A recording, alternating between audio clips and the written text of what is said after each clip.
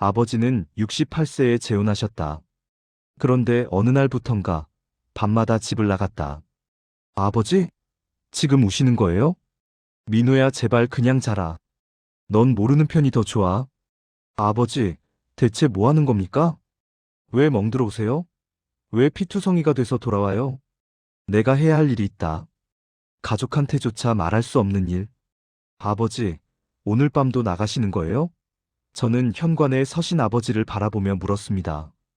68세 아버지는 검은색 점퍼를 입고 계셨어요. 밤십시였죠. 이런 일이 재혼 후 한 달째 반복되고 있었습니다. 응, 금방 올게. 아버지의 대답은 늘 짧았어요. 더 이상 묻지 말라는 눈빛이었습니다. 저는 입을 다물 수밖에 없었죠. 제 이름은 민우입니다. 35세, 결혼한 지 3년 됐어요. 아내 수진과 함께 아버지 댁 근처에 살고 있죠. 아버지는 어머니가 돌아가신 후 10년을 혼자 사셨습니다. 그러다 올해 초 재혼을 결심하셨어요. 민우야, 나 다시 결혼하려고 해. 아버지가 그렇게 말씀하셨을 때 저는 사실 놀랐습니다. 68세의 재혼이라니. 하지만 반대하지 않았어요. 아버지가 10년 동안 얼마나 외로우셨을지 알았으니까요. 새어머니는 65세 분이셨습니다. 온화하고 조용한 분이셨어요. 저희 부부와의 첫 만남도 어색하지 않았고 아버지를 대하는 모습도 따뜻했습니다. 저는 진심으로 축복했어요. 아버지, 행복하세요. 고맙다, 민우야. 아버지는 그때 환하게 웃으셨습니다. 10년 만에 보는 밝은 표정이었어요. 저는 이제 아버지가 편안한 노후를 보낼 거라고 믿었죠. 하지만 재혼식이 끝나고 한 달쯤 지났을 때부터였습니다. 아버지의 행동이 이상해지기 시작했어요. 밤 십시면 어김없이 외출하셨습니다. 처음에는 일주일에 한두 번이었어요. 그러다 점점 잦아졌죠. 급기야 매일 밤 나가셨습니다. 아버지, 어디 가세요? 산책.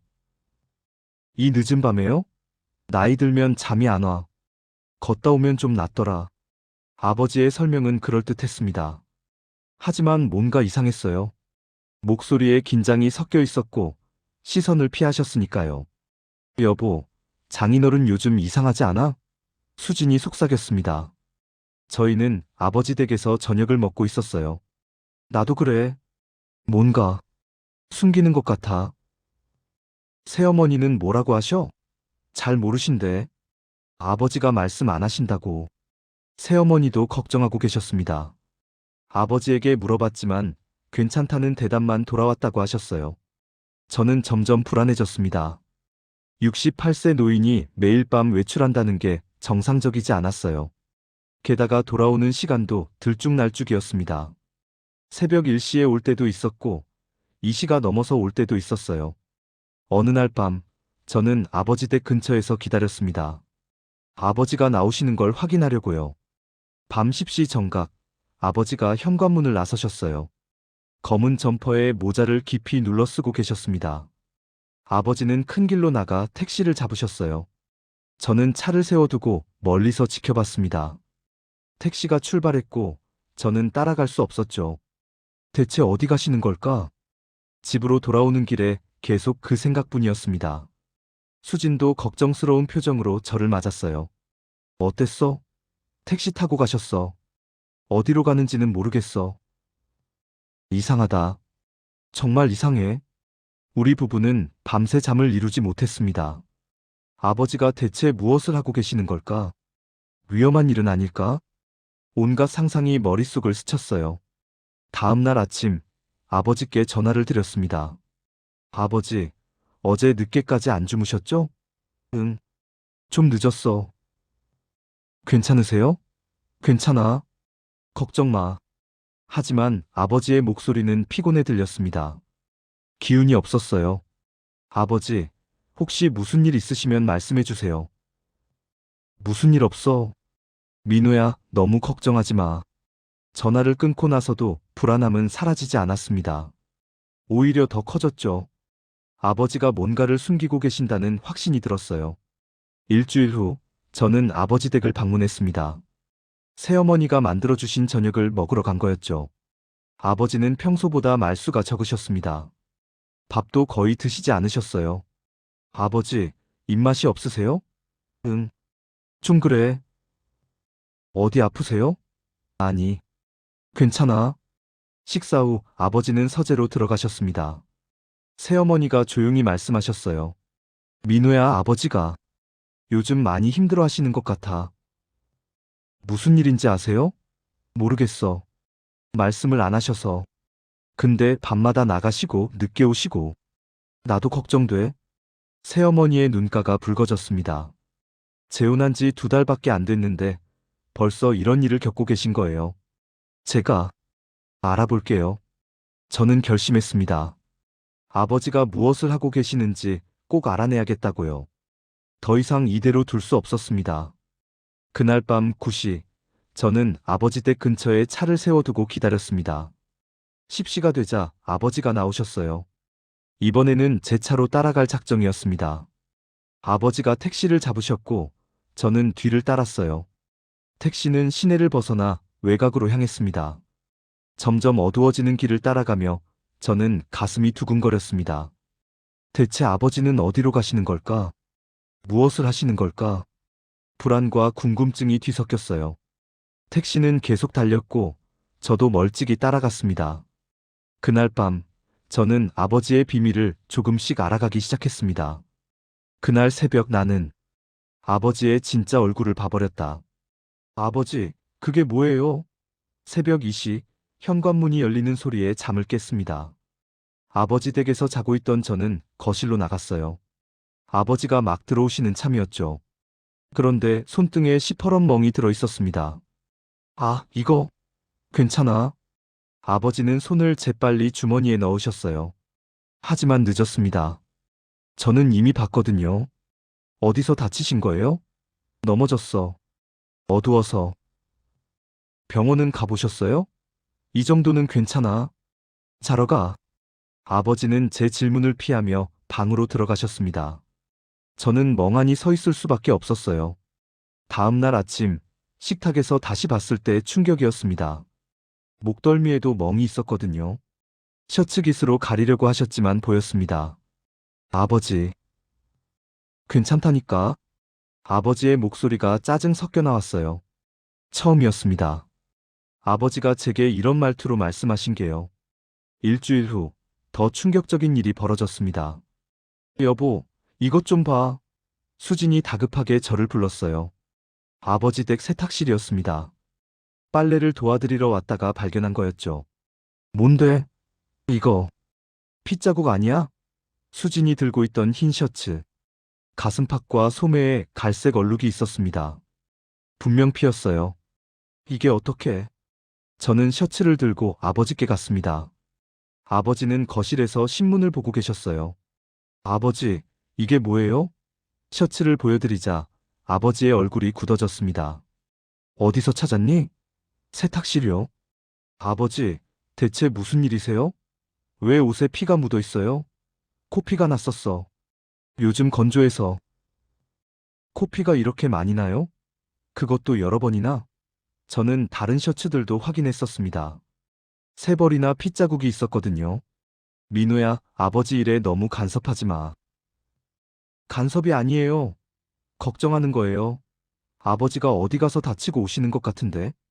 가만히 있을 수가 있나요? 제 목소리가 커졌습니다. 아버지는 신문을 내려놓고 저를 쳐다보셨어요. 괜찮아. 걱정 마. 괜찮지 않아요. 손에 멍, 목에 멍, 이제 피 묻은 옷까지. 대체 어디서 뭘 하시는 거예요? 말할 수 없어. 왜요? 그냥. 아버지는 방으로 들어가셨습니다. 저는 그 자리에 멍하니 서 있었어요. 수진이 다가와 제 어깨를 잡았습니다. 여보, 진짜 이상해. 장인어른 뭔가 위험한 일에 휘말린 거 아닐까? 나도 그런 생각이 들어.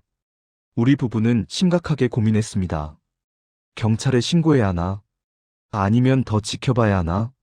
하지만 아버지가 말씀하지 않으시니 답답할 뿐이었어요. 며칠 후, 또 새벽에 아버지가 돌아오셨습니다. 이번에는 제가 일부러 깨어 있었어요. 거실 불을 끄고 소파에 앉아 기다렸죠. 새벽 1시 반 열쇠 소리가 들렸습니다. 아버지가 들어오셨어요. 저는 불을 켰습니다. 아버지. 민우야, 왜 안 자고? 아버지의 얼굴에 핥힌 자국이 있었습니다. 뺨에 붉은 선이 3개나 나 있었어요. 아버지, 얼굴이 왜 이래요? 저는 달려가서 아버지 얼굴을 확인했습니다. 긁힌 상처였어요. 피가 약간 배어나오고 있었습니다. 괜찮아? 나뭇가지에 긁혔어. 나뭇가지요? 이 밤에? 어디서요? 산책하다가. 거짓말하지 마세요. 제가 소리를 지르자 아버지가 놀라셨어요. 저도 놀랐습니다. 제가 아버지께 이렇게 소리를 지른 게 처음이었거든요. 아버지, 제발 말씀해 주세요. 대체 무슨 일이세요? 왜 이렇게 다치고 오세요? 말할 수 없다. 왜요? 말하면 다들 위험해져. 아버지의 말에 제 등골이 서늘해졌습니다. 위험하다니. 대체 무슨 일에 연루되신 걸까? 아버지, 누가 아버지를 때리는 거예요? 협박받고 계세요? 아니야. 그럼 뭔데요? 이렇게 다치고 오시면서. 나중에 얘기할게. 지금은 안 돼. 아버지는 제 손을 뿌리치고 방으로 들어가셨습니다. 문 닫는 소리가 크게 울렸어요. 저는 소파에 주저앉았습니다. 머리가 복잡했어요. 아버지가 위험에 처해 계신다는 게 확실했습니다. 하지만 어떻게 도와드려야 할지 모르겠었죠. 다음 날 아침, 새어머니가 전화하셨습니다. 민우야, 아버지가 아침도 안 드시고 또 나가셨어. 지금요? 응. 낮인데도 나가시네. 요즘 정말 이상해. 나한테도 말씀 안 하시고. 새어머니의 목소리가 떨렸습니다. 재혼한 지 3달. 행복해야 할 신혼인데 이런 일을 겪고 계셨어요. 제가 알아볼게요. 꼭요. 저는 결심했습니다. 더 이상 기다릴 수 없었어요. 아버지를 직접 따라가 봐야겠다고 마음먹었습니다. 그날 밤 9시, 저는 다시 아버지 댁 근처에서 대기했습니다. 10시가 되자 아버지가 나오셨어요. 택시를 잡으셨고, 저는 조심스럽게 뒤를 따랐습니다. 이번에는 끝까지 따라가 볼 작정이었어요. 아버지가 어디로 가시는지, 무엇을 하시는지, 누가 아버지를 다치게 하는지, 모든 걸 확인하고 싶었습니다. 택시는 시내를 벗어나 외곽으로 향했습니다. 불안한 마음으로 저는 계속 따라갔어요. 이게 대체 얼마예요? 수진이 놀란 목소리로 외쳤습니다. 아버지 댁 서재, 책상 서랍을 정리하다가 발견한 거였어요. 현금 봉투가 여러 개 있었는데 모두 비어 있었습니다. 왜? 무슨 일이야? 저는 급히 다가갔어요. 수진이 빈 봉투들을 보여줬습니다. 이거 봐. 다 라벨이 붙어 있어. 생활비 5월, 비상금, 적금 해지금. 근데 전부 비어 있어. 제 손이 떨렸습니다. 봉투를 확인해 보니 정말 비어 있었어요. 라벨에 적힌 금액을 합치면 최소 500만 원은 넘었습니다. 어디 갔지? 이 돈이. 여보, 장인어른이 돈을 어디 쓰신 거 아닐까? 수진의 말에 저는 고개를 끄덕였습니다. 그럴 수밖에 없었어요. 아버지가 돈을 쓰신 게 분명했죠. 저는 새어머니를 찾아갔습니다. 새어머니는 부엌에서 설거지를 하고 계셨어요. 어머니, 혹시 아버지가 요즘 큰돈 쓰신 거 아세요? 큰돈? 아니, 모르는데. 왜? 서재에서 빈 현금 봉투들을 발견했어요. 적어도 몇백만 원은 되는 것 같은데요. 새어머니의 얼굴이 창백해졌습니다. 뭐라고? 몇백만 원? 예. 생활비, 비상금, 적금. 다 빠져 있더라고요. 새어머니가 서재로 달려가셨어요. 저희도 따라갔죠. 새어머니는 서랍을 열어 확인하셨습니다. 정말 다 없네. 이게 대체. 새어머니의 손이 떨렸습니다. 아버지와 재혼하면서 생활비를 따로 관리하지 않으셨던 거예요. 아버지가 알아서 하신다고 하셨대요. 아버지가 대체 뭐에 돈을 쓰시는 걸까요? 제 질문에 아무도 대답하지 못했습니다. 다들 침묵했어요. 저는 아버지의 통장을 확인해 봤습니다. 물론 허락 없이 볼 수는 없었지만 새어머니가 보여주셨어요. 아버지가 평소에 통장을 서재에 두셨거든요. 이게 통장을 펼쳐보니 충격이었습니다. 매주 현금 인출 기록이 있었어요. 50만 원, 70만 원, 100만 원. 2달 동안 거의 700만 원이 빠져나갔습니다. 무슨 일이야? 장인어른이 이렇게 돈을 쓰시다니. 수진이 놀란 표정으로 말했습니다. 저도 믿을 수 없었어요. 아버지는 평생 검소하게 사신 분이었습니다. 외식도 잘 안 하셨고 옷도 오래 입으셨어요. 퇴직금으로 모아둔 돈을 아껴 쓰시면서 노후를 준비하셨죠. 그런 아버지가 갑자기 이렇게 큰 돈을 쓰신다는 게 이상했습니다. 분명 무언가 있었어요. 아버지가 협박받고 계신 거 아닐까? 제가 조심스럽게 말했습니다. 밤마다 외출하시고 멍들어서 오시고 이제 돈까지 계속 빠져나가고 누가 아버지를 협박하는 거 아닐까요? 그럴 리가. 새어머니가 고개를 저으셨지만 목소리에 확신이 없었어요. 근데 만약 정말 그렇다면 어떡하지? 우리는 심각한 표정으로 마주봤습니다. 만약 아버지가 정말 협박받고 계신다면 경찰에 신고해야 했어요. 하지만 증거가 없었습니다. 아버지가 아무 말씀도 안 하시니까요. 저녁 무렵 아버지가 돌아오셨습니다. 저희는 거실에서 기다리고 있었어요. 아버지, 앉으세요. 왜? 무슨 일이야?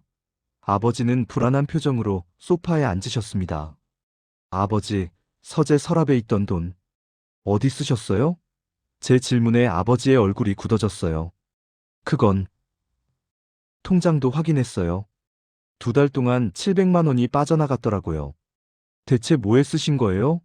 민우야, 그건 혹시 누가 아버지를 협박해요? 돈을 요구하는 사람이 있어요? 제 목소리가 커졌습니다. 아버지는 고개를 저으셨어요. 아니야. 협박 아니야. 그럼 뭔데요? 왜 이렇게 큰 돈을 쓰세요? 필요한 데 썼어. 어디요? 말할 수 없어. 또 그 대답이었습니다. 저는 답답했어요.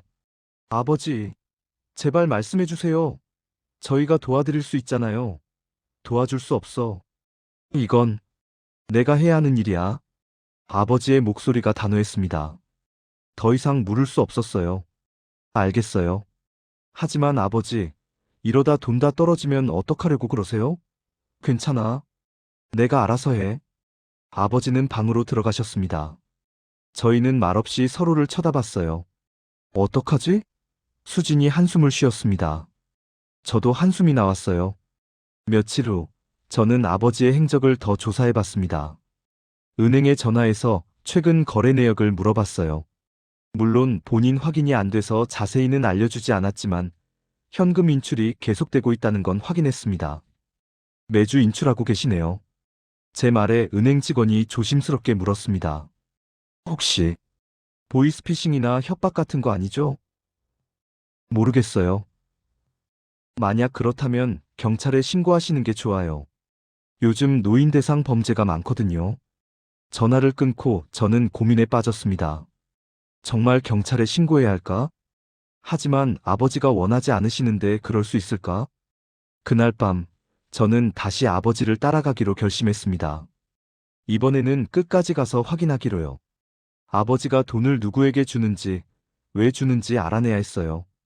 밤 10시, 아버지가 집을 나서셨습니다. 저는 차에서 대기하고 있다가 뒤를 따랐어요.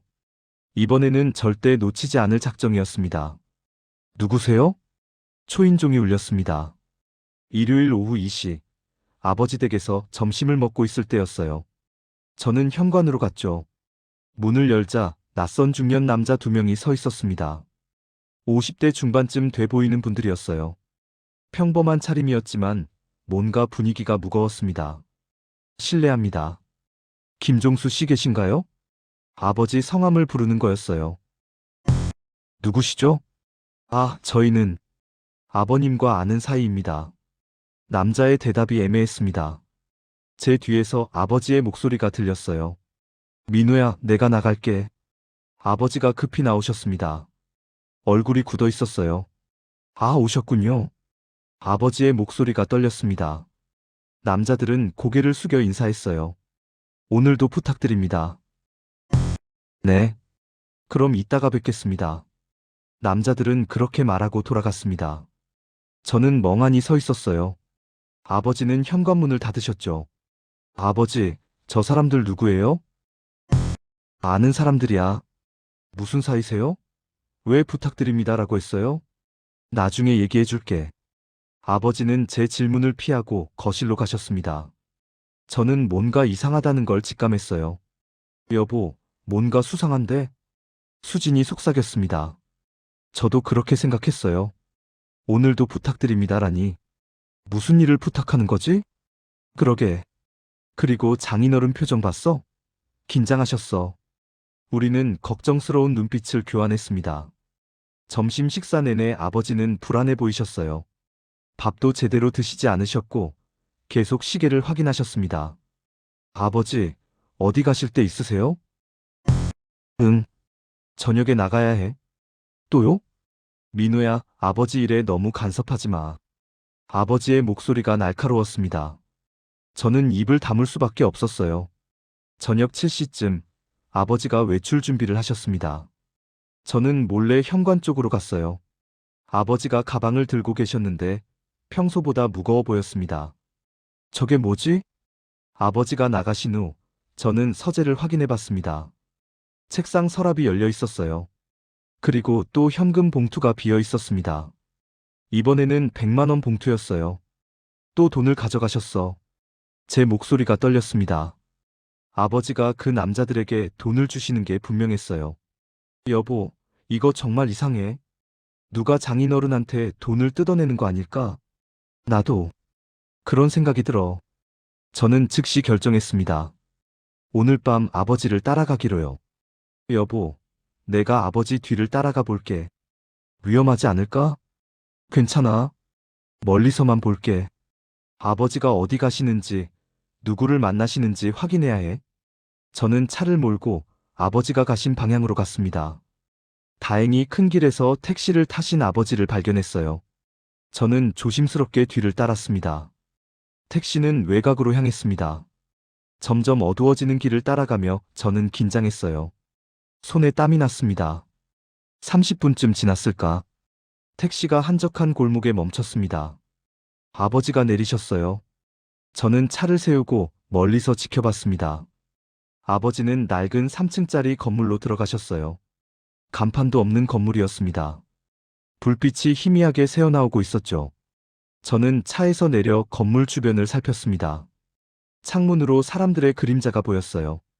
여러 명이 있는 것 같았습니다. 대체 저기서 뭘 하시는 거지? 저는 건물 뒤쪽으로 돌아갔습니다. 뒷문이 조금 열려 있었어요.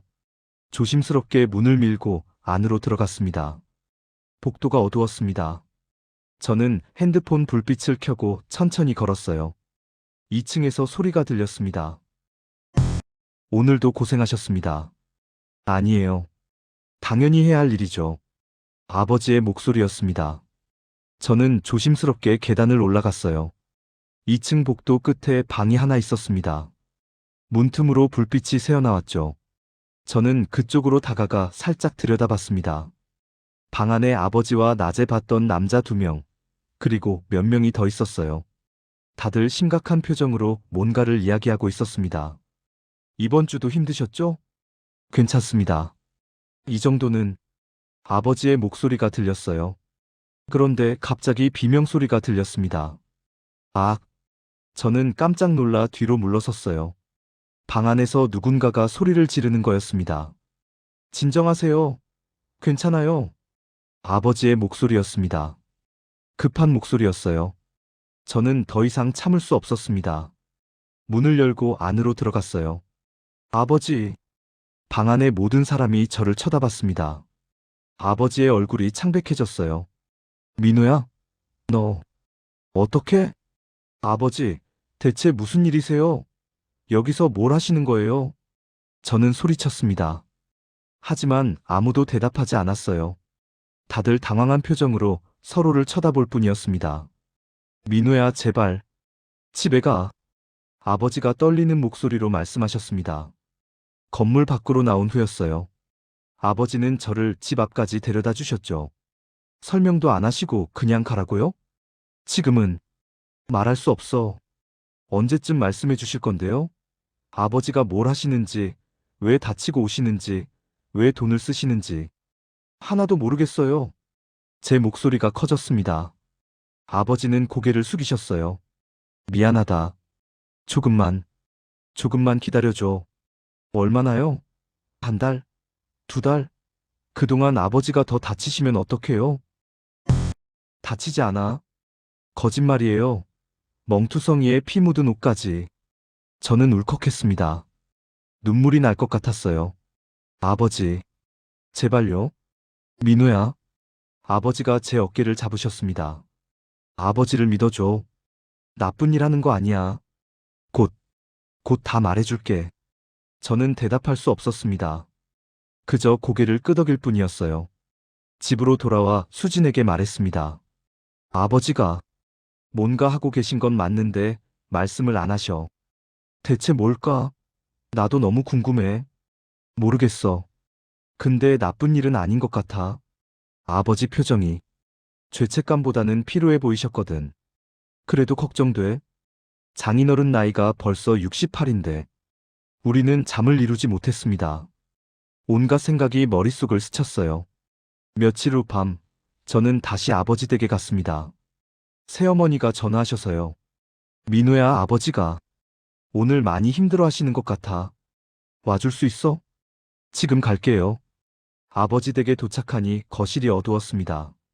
새어머니가 현관에서 저를 맞아주셨어요. 아버지는요? 방에 계셔. 저녁도 안 드시고. 저는 조심스럽게 아버지 방 앞으로 갔습니다. 불빛이 꺼져 있었어요. 하지만 소리가 들렸습니다. 흑. 희미한 흐느낌이었습니다. 아버지가 우고 계셨어요. 아버지? 저는 조심스럽게 노크했습니다. 울음소리가 멈췄어요. 민우야? 예, 제예요. 들어가도 될까요?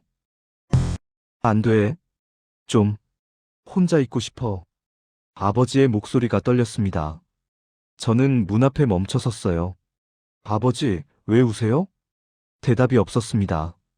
저는 다시 물었어요. 무슨 일 있으세요? 제가 도와드릴게요. 괜찮아. 그냥 좀 힘들어서. 뭐가 힘드신데요? 말할 수 없어. 또 그 대답이었습니다. 저는 문에 기대어 섰어요. 아버지, 저 여기 있을게요. 말씀하실 때까지요. 민우야, 괜찮아요. 저 기다릴 수 있어요. 1시간쯤 지났을까?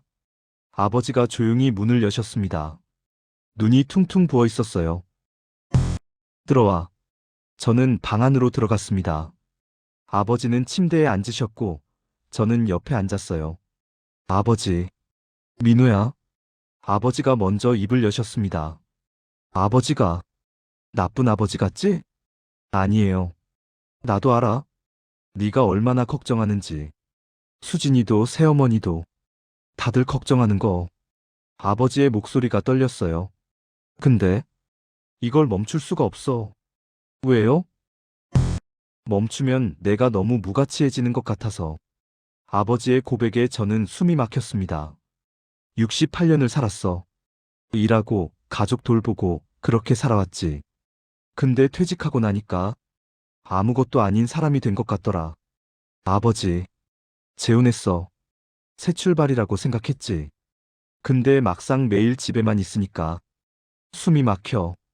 아무 의미 없이 그냥 시간만 흘러가는 것 같아서 아버지의 눈에서 눈물이 흘러내렸습니다. 그래서 뭔가 하고 싶었어. 누군가에게 도움이 되는 일을요. 그게 밤마다 나가시는 이유예요? 응.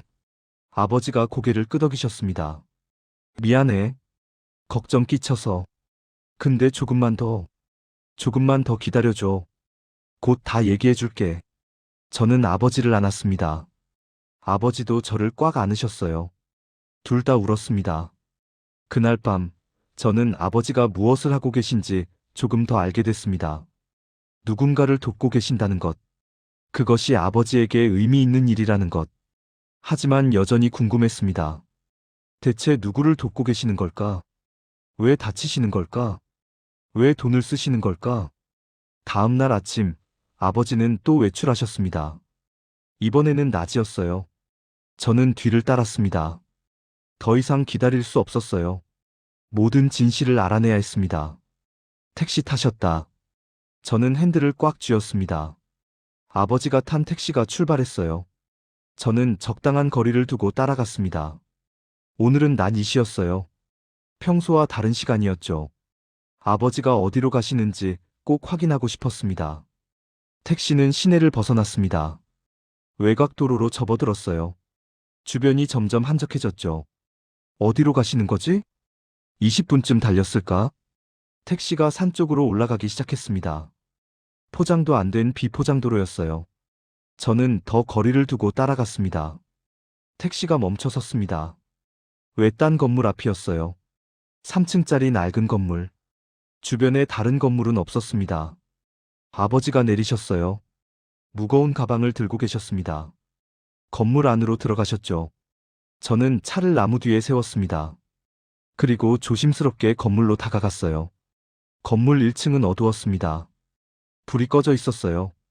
하지만 2층에서 불빛이 새어나오고 있었습니다. 저기서 뭘 하시는 거지? 저는 건물 주변을 돌았습니다. 창문으로 올려다봤어요.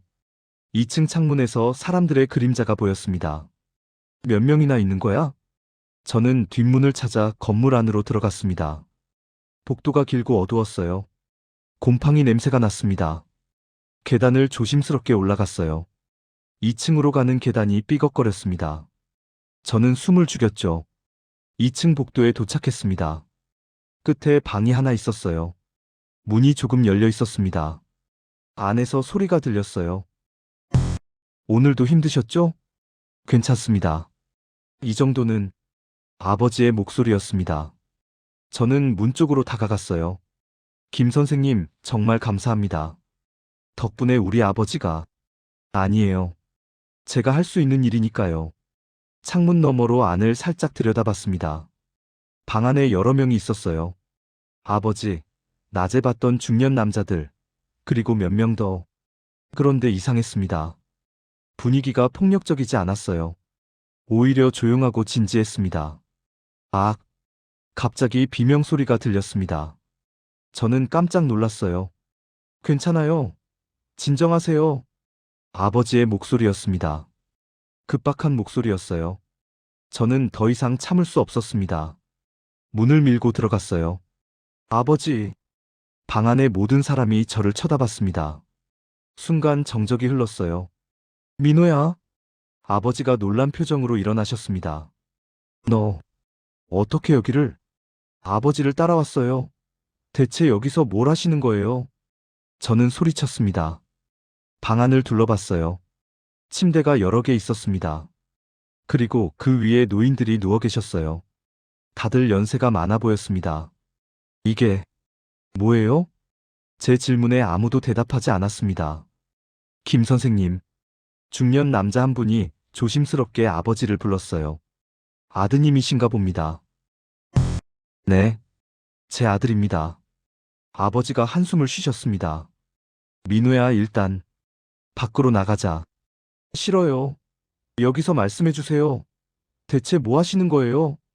민우야, 제발. 아버지, 저 한 달 넘게 걱정했어요. 아버지가 어디서 맞고 다니시는 줄 알았어요. 협박받는 줄 알았고요. 제 목소리가 떨렸습니다. 눈물이 날 것 같았어요. 말씀해 주세요. 여기가 어디예요? 왜 오시는 거예요? 아버지는 한참을 침묵하셨습니다. 그리고 천천히 입을 여셨어요. 이곳은 치매 환자들을 돌보는 곳이야. 치매? 응. 가족이 돌볼 수 없는 환자들. 요양원에 갈 형편도 안 되는 분들. 아버지의 설명에 저는 침대들을 다시 봤습니다. 노인들이 누워 계셨어요. 다들 눈을 감고 계시거나 멍하니 천장을 보고 계셨습니다. 아버지가 여기서 뭘 하시는데요?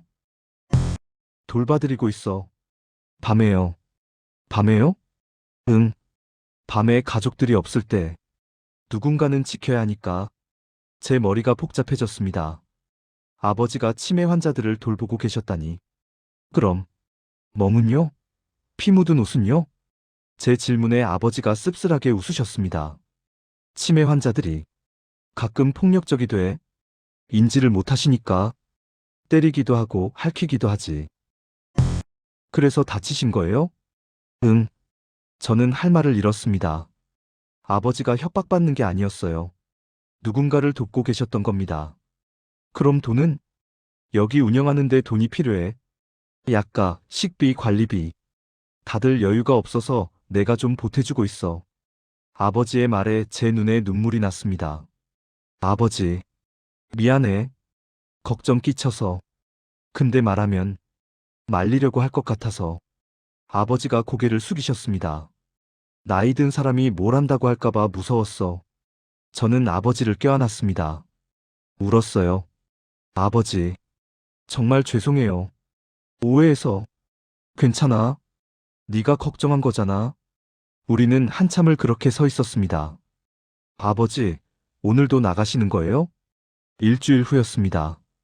저는 진실을 알게 된 후에도 여전히 불안했어요. 아버지가 다치실까봐 걱정됐죠. 응, 오늘은 중요한 날이야. 무슨 일인데요? 후원금 전달하는 날이야. 아버지의 말에 저는 고개를 끄덕였습니다. 후원금이라니. 아버지가 치매 환자들을 위해 돈을 내고 계신다는 걸 알았지만 정확히 어떻게 전달하시는지는 몰랐어요. 제가 같이 가도 될까요? 그래도 될까? 예. 아버지 혼자 가시게 할 수 없어요.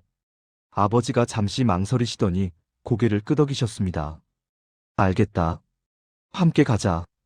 그날 저녁 9시, 저희는 함께 나섰습니다. 아버지는 검은 가방을 들고 계셨어요. 무거워 보였습니다. 제가 들게요. 괜찮아. 내가 들 수 있어. 아버지는 제 손을 뿌리치셨습니다. 고집이 세셨어요. 택시를 타고 산 쪽으로 올라갔습니다. 저번에 왔던 그 건물이었어요. 도착하니 입구에 한 남자가 서 있었습니다. 50대 중반쯤 돼 보이는 분이었죠. 김 선생님 오셨습니까? 네. 오늘 준비해 왔습니다. 아버지가 가방을 열었습니다. 안에 두꺼운 봉투가 들어 있었어요. 저는 숨을 죽였습니다. 이번 달분입니다. 300만 원이요. 300만 원? 제가 놀라 중얼거렸습니다. 아버지가 한 달에 300만 원을 내고 계셨다니. 감사합니다, 선생님. 정말 감사합니다.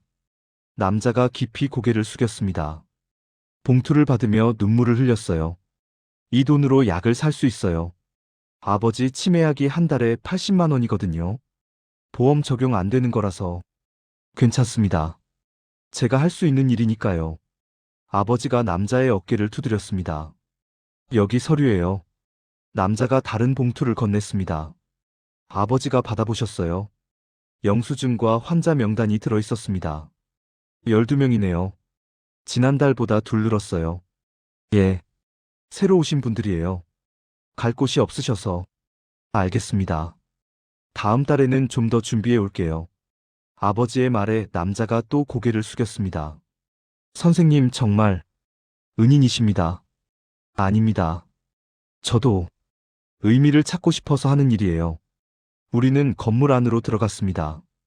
2층으로 올라가니 환자들이 누워 계셨어요. 아까 봤던 분들이었습니다. 아버지, 여기 환자분들이 몇 분이세요? 지금은 12명이야. 다들 중증 치매셔. 가족은요?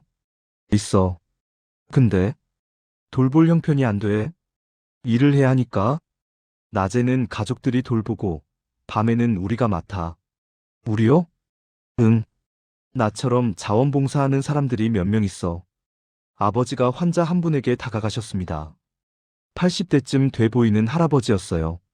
눈을 뜬 채로 멍하니 천장을 보고 계셨습니다. 어르신, 저 왔습니다. 아버지가 부드럽게 말씀하셨어요.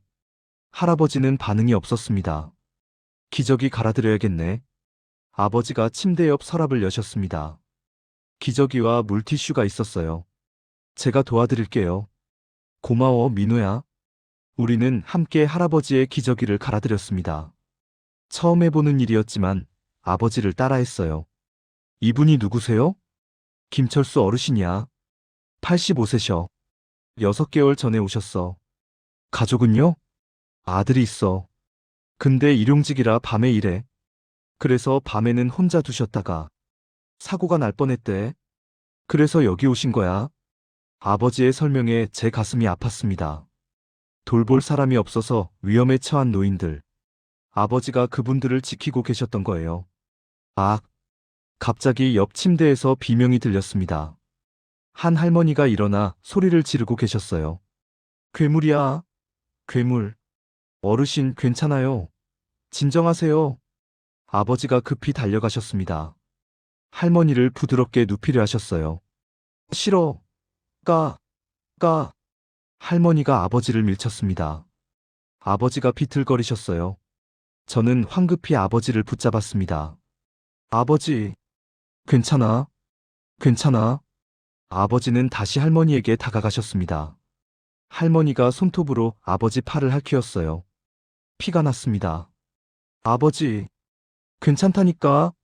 아버지는 개의치 않으시고 할머니를 안정시키셨습니다.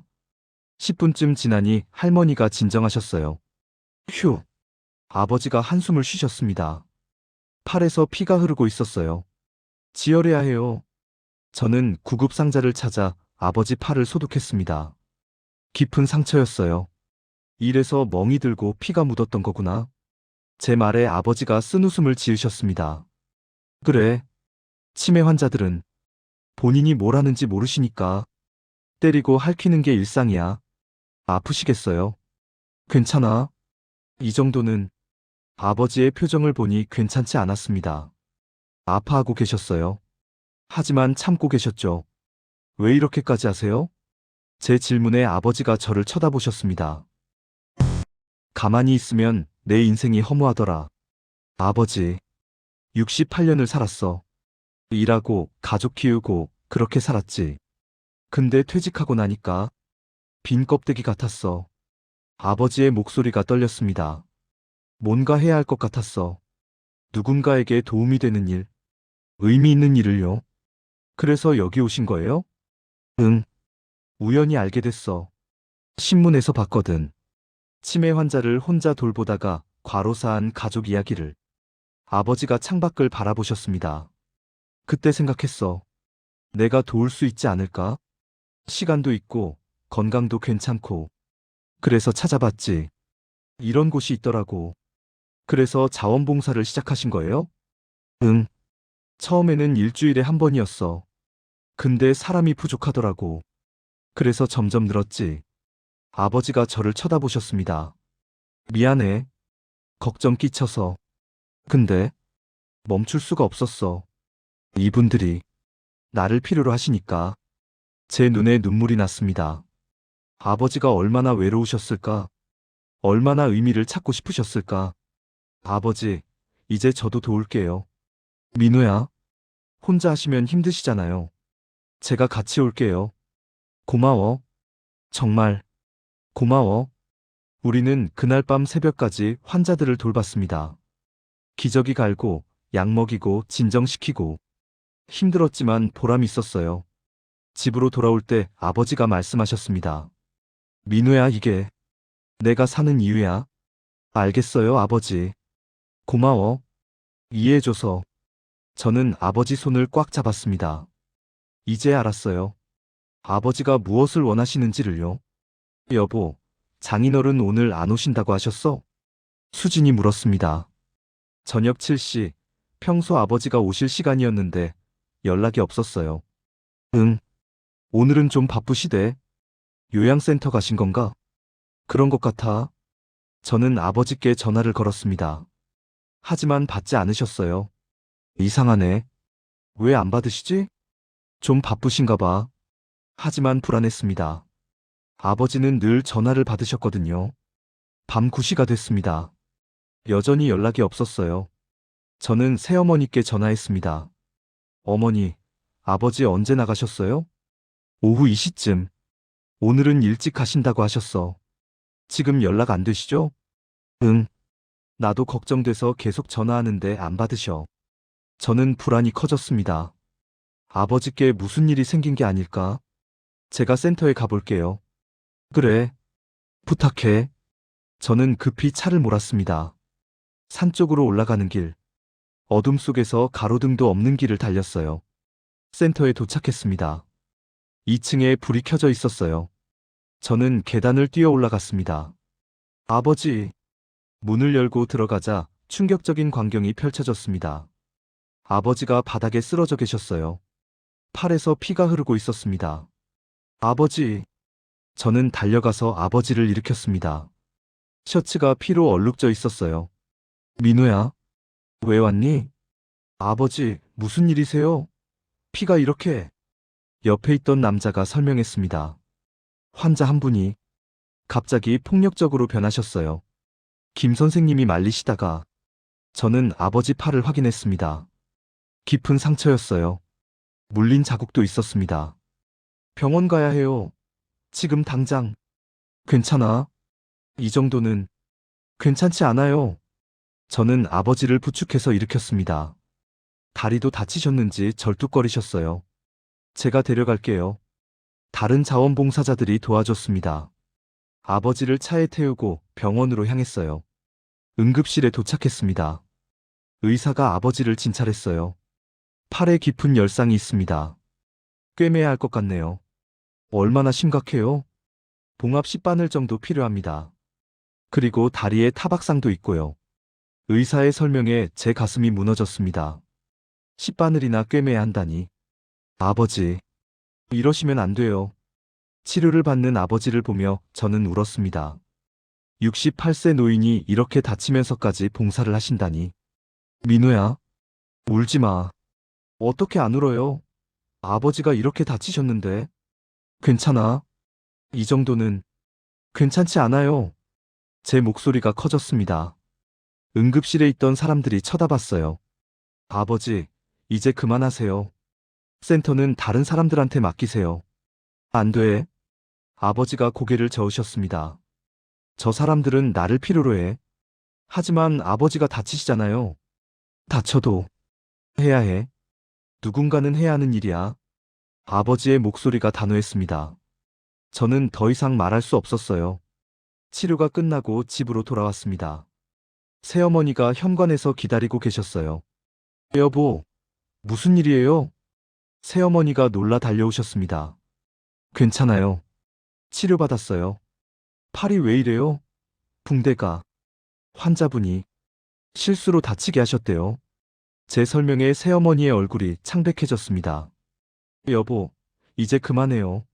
이러다 큰일 나요. 아니야. 계속할 거야. 아버지의 대답에 새어머니가 울음을 터뜨렸습니다. 왜요? 왜 이렇게까지 하세요? 우리 이제 행복하게 살면 안 돼요? 여보, 저도 외로워요. 당신이 매일 밤 나가니까 재혼했는데 맨날 혼자 있어요. 새어머니의 울음소리가 컸습니다. 아버지는 아무 말씀도 못 하셨어요. 제발, 그만해요. 저랑 함께 있어요. 미안해. 아버지가 새어머니를 안았습니다. 둘 다 울고 계셨어요. 저는 그 모습을 보며 마음이 아팠습니다. 아버지는 의미를 찾고 싶어 하시고, 새어머니는 외로워하시고, 둘 다 힘드셨던 거예요. 그날 밤 저는 잠을 이루지 못했습니다. 아버지가 10바늘이나 꿰매셨다는 게 머릿속을 떠나지 않았어요. 이대로 둘 수 없었습니다. 뭔가 해결책을 찾아야 했어요. 민우야, 센터에 같이 가자. 일주일 후 아버지가 전화하셨습니다. 팔의 상처가 아직 아물지 않았는데 또 가시겠다는 거였어요. 아버지, 아직 다 안 나으셨잖아요. 괜찮아. 이 정도면 충분해. 저는 한숨을 쉬었습니다. 말려도 소용없다는 걸 알았거든요. 알겠어요. 제가 갈게요. 그날 저녁, 저는 아버지와 함께 센터로 갔습니다. 도착하니 다른 자원봉사자들도 와 계셨어요. 김 선생님, 팔은 괜찮으세요? 네, 괜찮습니다. 아버지는 웃으며 대답하셨지만 얼굴에 피로가 역력했습니다. 오늘은 제가 많이 도울게요. 저는 아버지 일을 덜어드리려고 했어요. 환자들 기저귀 갈고, 약 먹이고, 침대 시트 갈고. 할 일이 많았습니다. 민호야, 고마워. 괜찮아요. 밤 11시쯤 됐을 때였습니다. 한 중년 남자가 센터로 들어왔어요. 처음 보는 분이었습니다. 김 선생님. 아, 박 선생님. 오셨군요. 네. 오늘 제 차례니까요. 남자는 가방을 내려놓고 환자 한 분에게 다가갔습니다. 아버지가 저를 부르셨어요. 민우야, 잠깐 이리 와봐. 네. 저는 아버지를 따라 복도로 나갔습니다. 저분이 누구세요? 박철수 씨야. 저분도 우리처럼 자원봉사 하시는 분이지. 아, 그러시구나. 근데 저분 사연이 좀 특별해. 아버지가 조심스럽게 말씀하셨습니다. 저분 어머니가 치매셨어. 10년 동안 혼자 돌보셨대. 직장도 그만두고 말이야. 그래서요? 어머니가 3년 전에 돌아가셨어. 그 후로 우울증에 걸리셨대. 삶의 의미를 잃으신 거지. 아버지의 설명에 제 가슴이 먹먹해졌습니다. 그러다 여기를 알게 되셨어. 다른 치매 환자들을 돌보면서 다시 의미를 찾으신 거야. 그러셨구나. 우리 다 비슷해. 여기 있는 사람들, 다들 뭔가를 잃었거나 찾고 있거나. 아버지가 센터 안을 돌아보셨습니다. 나도 그래. 퇴직하고 나서 빈 껍데기 같았어. 근데 여기 오면서 다시 살아있다는 느낌을 받았지. 아버지, 알아? 네가 걱정하는 거, 새어머니도 외로워하시는 거, 다 알아? 아버지의 목소리가 떨렸습니다. 근데 이걸 멈추면 다시 허무해질 것 같아. 무서워. 아버지. 저는 아버지의 손을 잡았습니다. 아버지가 하시는 일 정말 훌륭해요. 근데 건강도 챙기셔야죠. 알아? 그리고 새어머니도요. 새어머니도 아버지를 필요로 하세요. 아버지가 고개를 끄덕이셨습니다. 생각해 볼게. 우리는 다시 센터 안으로 들어갔습니다. 환자들을 돌보며 밤을 보냈어요. 새벽 2시쯤 한 할머니가 갑자기 일어나셨습니다. 아들아, 아들. 어르신 괜찮으세요? 아버지가 달려가셨습니다. 아들아, 배고파. 밥 줘. 지금 밥 해드릴게요. 조금만 기다리세요. 아버지는 부엌으로 가셨습니다. 저도 따라갔어요. 제가 할게요, 아버지. 아니야, 내가. 아버지, 팔 아프시잖아요. 제가 할게요. 저는 죽을 끓이기 시작했습니다. 아버지가 옆에서 지켜보셨어요. 민우야. 네? 고마워. 이해해줘서. 당연한 거예요. 죽이 완성됐습니다. 아버지와 함께 할머니께 드렸어요. 어르신 드세요. 고마워, 아들아. 할머니가 저를 아들로 착각하셨습니다. 하지만 정정하지 않았어요. 그냥 웃으며 떠먹여드렸습니다. 맛있어. 우리 아들 착하지. 네, 어르신. 많이 드세요. 그 순간 깨달았습니다. 아버지가 왜 이 일을 하시는지를요. 누군가에게 필요한 사람이 되고 싶은 것, 의미 있는 일을 하고 싶은 것, 나이가 들어도 쓸모 있는 사람으로 남고 싶은 것. 그게 아버지의 바람이었습니다. 집으로 돌아오는 길, 아버지가 말씀하셨습니다. 민호야, 내가 이기적이지? 아니에요. 새어머니 외롭게 하고, 너 걱정시키고, 이기적인 것 같아? 아니에요, 아버지. 아버지는 훌륭하세요. 제 말에 아버지의 눈에 눈물이 맺혔습니다. 고마워. 하지만 아버지. 응? 이제는 좀 쉬세요. 일주일에 한두 번만 가세요. 매일은 무리예요. 아버지가 한참을 생각하시더니 고개를 끄덕이셨습니다. 그래야겠지. 그리고 저도 같이 갈게요. 혼자 힘드시잖아요. 민우야, 괜찮아요. 저도 의미 있는 일 하고 싶어요. 우리는 서로를 바라보며 웃었습니다. 그날 밤 저는 진짜 아버지를 이해하게 됐어요. 여러분, 오늘 이 자리에 모인 이유는 3개월 후였습니다. 작은 지역 복지관 강당에 사람들이 모여 있었어요. 환자 가족들, 자원봉사자들, 그리고 저희 가족. 치매 환자 야간 돌봄에 헌신하신 분들을 기리기 위해서입니다. 구청장님이 말씀하셨습니다. 저는 무대 앞에 앉아 있는 아버지를 바라봤어요. 아버지는 정장을 입고 계셨습니다. 오랜만에 보는 단정한 모습이었죠. 옆에는 새어머니가 앉아 계셨어요. 특히 김종수 선생님께서는 지난 6개월간 주 5회 야간 돌봄을 하셨습니다. 구청장님의 말에 사람들이 박수를 쳤습니다. 개인 비용 2천만 원 이상을 후원하셨고 직접 환자들을 돌보시며 헌신하셨습니다. 제 눈에 눈물이 났습니다. 아버지가 얼마나 많은 일을 하셨는지 이제야 다 알게 된 거예요. 이에 김종수 선생님께 지역사회 공헌상을 수여합니다. 아버지가 무대로 올라가셨습니다.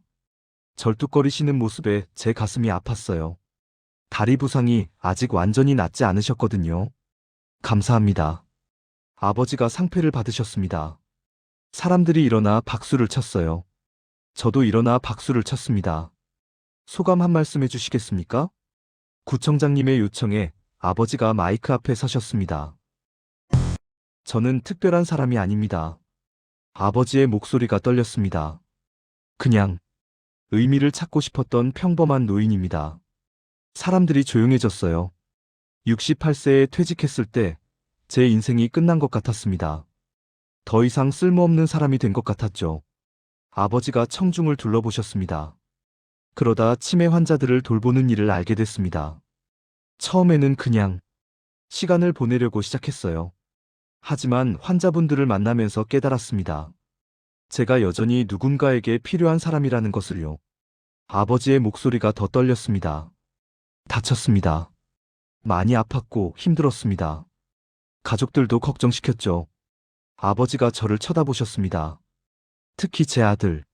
많이 걱정시켰습니다. 미안합니다. 저는 고개를 저었습니다. 눈물이 흘렀어요. 하지만 이 일을 하면서 다시 살아있다는 느낌을 받았습니다. 누군가의 삶에 의미가 된다는 것. 그게 제게는 가장 큰 보람이었습니다. 사람들이 박수를 쳤습니다. 아버지가 고개를 숙여 인사하셨어요. 행사가 끝나고 우리는 밖으로 나왔습니다. 환자 가족들이 아버지께 인사했어요. 선생님, 정말 감사합니다. 저희 아버지 덕분에. 아니에요. 제가 더 감사합니다. 아버지는 모든 분들께 정중히 인사하셨습니다. 아버지. 제가 불렀습니다. 민우야. 죄송해요. 왜? 의심해서요. 처음에 아버지가 나쁜 일 하시는 줄 알았어요. 제 고백에 아버지가 웃으셨습니다. 괜찮아.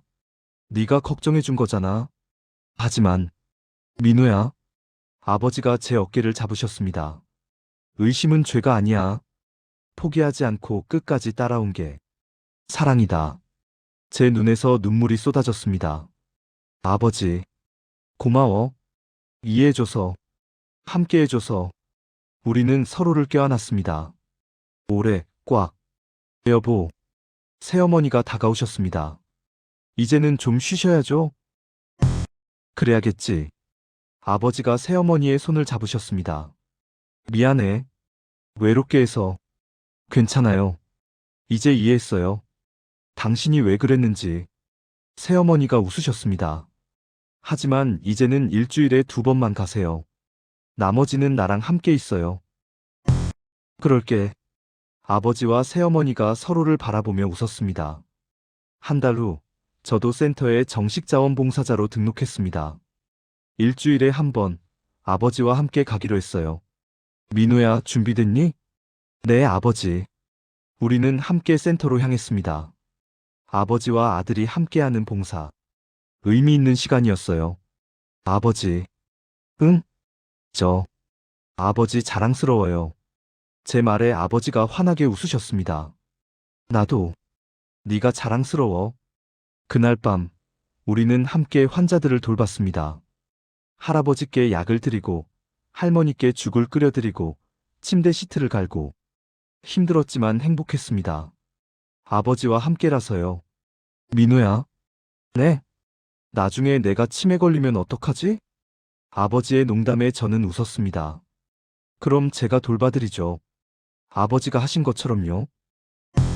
고마워. 우리는 서로를 바라보며 웃었습니다. 아버지와 아들. 함께하는 의미 있는 시간. 그렇게 아버지는 다시 아버지의 이름을 되찾으셨습니다. 김종수. 누군가에게 의미 있는 사람. 필요한 사람. 사랑받는 사람. 나이는 숫자일 뿐이었습니다. 진짜 중요한 건 어떻게 사느냐였죠. 아버지는 그걸 제게 가르쳐 주셨어요. 아버지, 사랑해요. 나도. 사랑한다, 민우야. 그날 밤 센터에서의 시간은 저에게 가장 소중한 추억이 됐습니다. 아버지와 함께한 의미 있는 시간이었으니까요.